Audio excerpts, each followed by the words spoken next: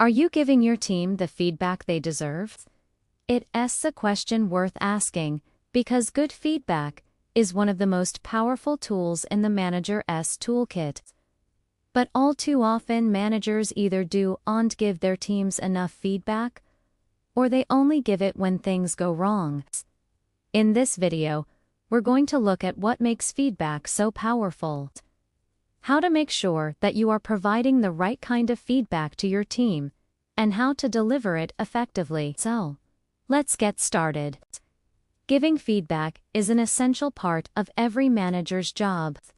But despite that, many managers are uncomfortable doing it. Why is it? Well, it might be because they associate feedback with difficult conversations, but feedback doesn't have to be about difficult conversations. In fact, the majority of feedback you give should not be. And the truth is, withholding feedback is far more harmful than having those difficult conversations. When you don't give feedback, people don't improve. They stay stuck and they lose confidence. That's why the best managers make giving feedback a regular part of their role.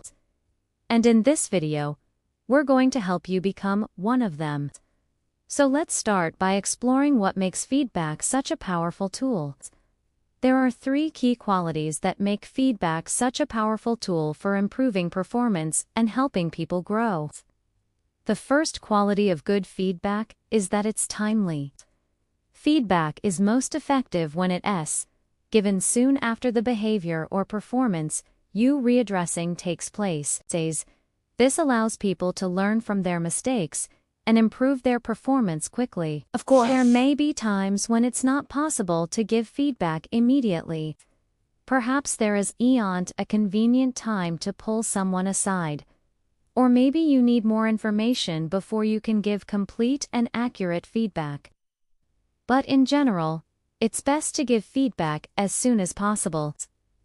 The second quality of good feedback is that it's specific.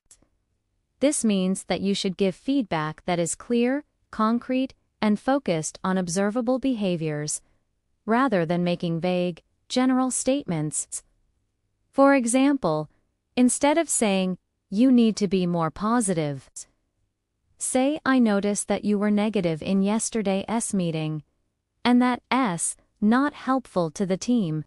Be prepared to back up your feedback with specific examples. This will help the person you re-speaking with understand exactly what you re-talking about and how their behavior is impacting others. The third quality of good feedback is that it's actionable.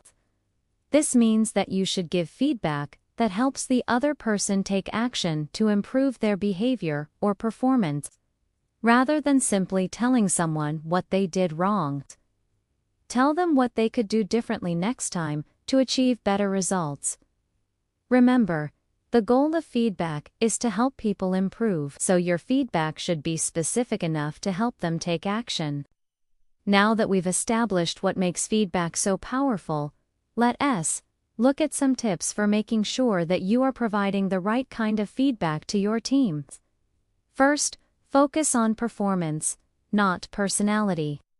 When giving feedback, it's important to focus on specific behaviors that can be changed rather than making judgments about someone's personality. For example, instead of saying you're lazy, say, "I noticed that you didn't finish the project on time." Second, focus on the behavior, not the person. Remember, it's not personal. Give feedback about what someone did wrong, rather than labeling them as being bad at their job, or worse, labeling yourself as a bad manager. Third, focus on 1 or 2 key areas at a time. When giving feedback, it can be tempting to try and cover everything at once. But this can be overwhelming for the person receiving the feedback. Instead, focus on 1 or 2 key areas that need improvement and save the rest for another time. Fourth, make sure the feedback is relevant. People can't improve if they don't know what they're supposed to be doing. Make sure the feedback you give is relevant to their job and the team's goals. Finally, focus on behaviors that are under the person's control. Don't waste your time, or theirs, by giving feedback on things that are outside of their control. For example, don't criticize someone for something that is not in their job description. Okay, so now you know what makes feedback so powerful and how to make sure that you are providing the right kind of feedback to your teams. Now let's look at some tips for delivering feedback effectively. One way to ensure that your feedback is well received is to sandwich it between two pieces of positive feedback. For example, you might start by saying something positive about the person's work, then give them constructive criticism, and end on a positive note. Another way to make your feedback more palatable is to frame it as a suggestion rather than a command. For example, instead of saying, "You need to do this," try, "I suggest that you do this." By framing your feedback as a suggestion, you give the other person more ownership over the feedback, and they're more likely to take it seriously. It's also important to make sure that the feedback you give is balanced. This means that you should give positive feedback when someone does something well, but also give constructive criticism when they do something wrong. People are more likely to accept feedback if they feel that you are being fair. Finally, remember that everyone is different, and what works for one person may not work for another. For example, some people may respond better to feedback that is delivered in private, while others may welcome public praise. Pay attention to how your team members respond to feedback and adjust your approach accordingly. Let's take a look at a few examples of how to give feedback. We'll start with an example of positive feedback. Say your team member has just submitted a great report. You could give positive feedback by saying something like, "Hey, I just wanted to let you know that I really appreciate the work you put into that report. It was really well done, and the charts you included were really helpful. Thanks again." As you can see, positive feedback doesn't have to be complicated.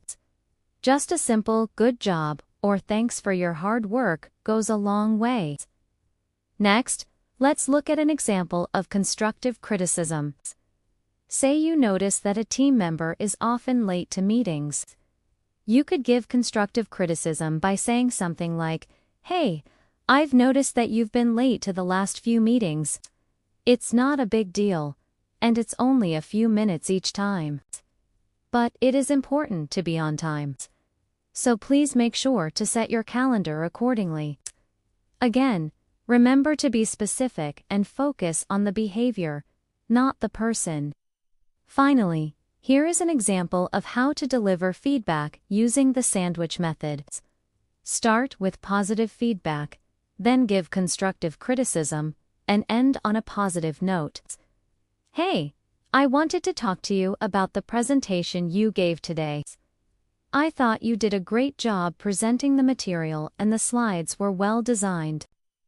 However, I noticed that you tended to ramble a bit, and that made it hard to follow your train of thought. Overall, though, it was a solid presentation, and I think you'll be even better next time." As you can see, giving feedback doesn't have to be complicated. Just remember to keep it timely, specific, actionable, relevant, and under their control. And don't forget to balance positive feedback with constructive criticism. It is also important to remember that everyone is different, and what works for one person may not work for another. So pay attention to how your team members respond to feedback and adjust your approach accordingly. Hopefully, these tips will help you become a better manager and help your team succeed. If you want to learn more about how to be a great manager, check out our video on how to motivate your teams. Thanks for watching.